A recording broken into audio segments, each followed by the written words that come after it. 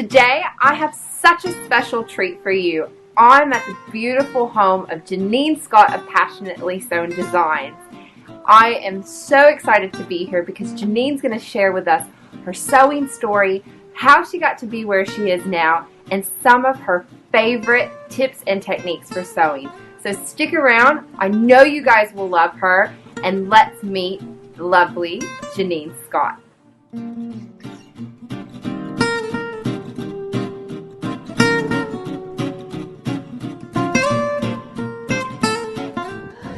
Welcome, Janeene, to Sew to Grow. This is your first time being on my show, and you're actually my first guest, so I'm pretty excited.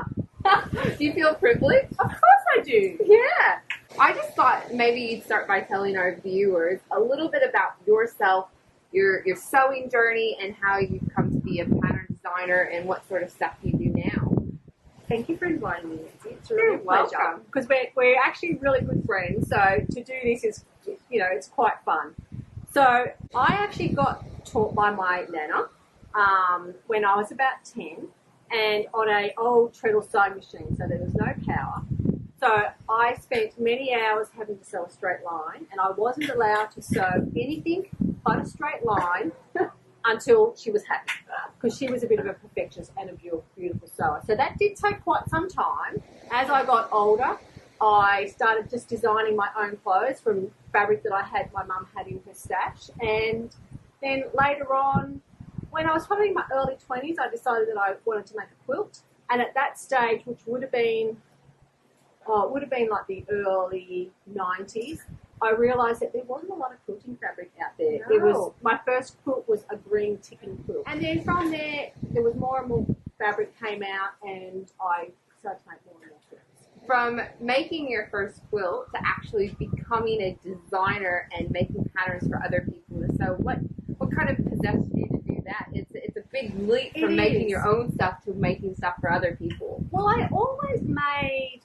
presents for family. Really, that's how I started. I always was crafty, and I've always made presents. So I was at the time in the place, and it was the sewing part of it was my outlet, my creative outlet that I de-stressed. After 20 odd years of being in the police, I actually couldn't do anymore, so I had to retire. And then I was sitting at home, and one of my good friends, Valerie, who I actually taught how to sew, opened a quilting shop. Wow. So from there, she said, make a quilt. And I went, I don't think I know how to design a quilt. And she said, no, come on, you can do it.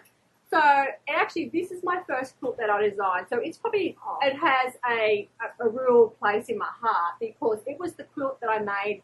And I thought, I don't know if anyone's going to like my designs. And she took it to a few shows, and I still get goosebumps now just thinking about it, that it actually was really popular. So this is the quilt that started my journey, and I realised that the way I designed was something that was really unique. That's such a good thing to tell people, is you might not think it's worth something, but you just do it, you just start it, and you throw it out there, and you see what happens.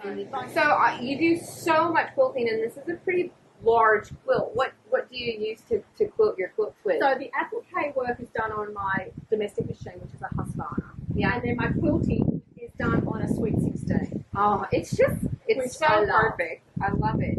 I think you've really mastered your sport. I think you have a really clear design aesthetic. What would you say inspires you the most? And that if somebody was looking at a whole wall full of stuff, how would they know that that's a passionately sewn pattern? I would say that they're big applique. Most of my designs are big applique pieces, and what I would like to, and it's normally I always machine applique. Right. So, but if you're a non-machine applique, you could still do the needle turn. Yeah. But I would like to say that a beginner could do it. You do a lot of quilts, but do you do other sort of designs, or? Yeah. Well, so cushions. I do love a good cushion. I love them. I have so many. I do too.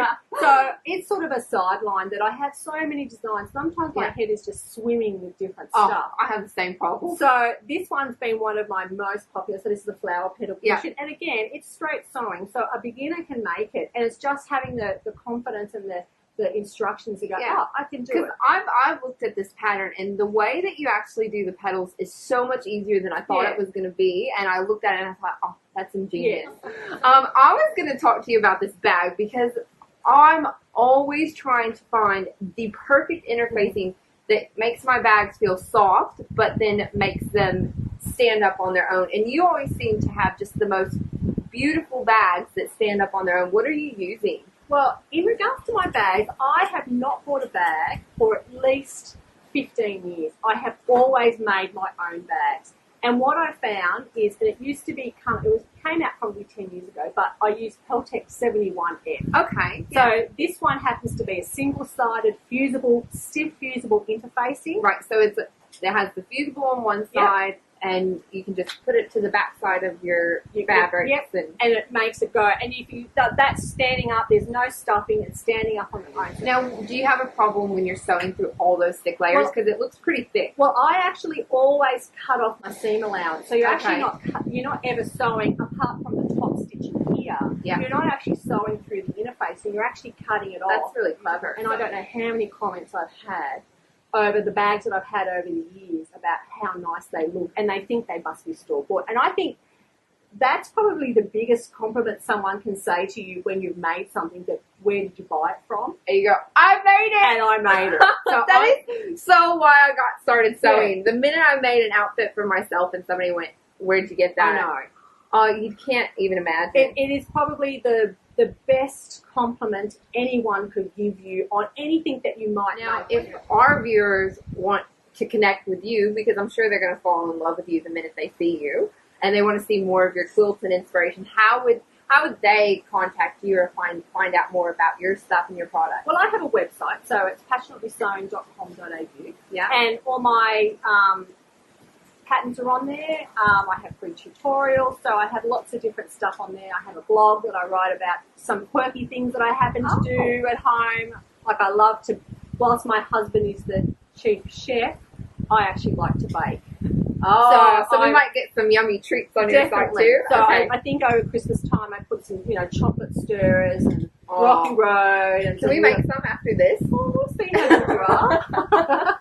I think that's fantastic, and thank you so much for coming on the show today, and just being here and allowing me to come and interview you. And your stuff is so beautiful. I think everybody else is going to love it too.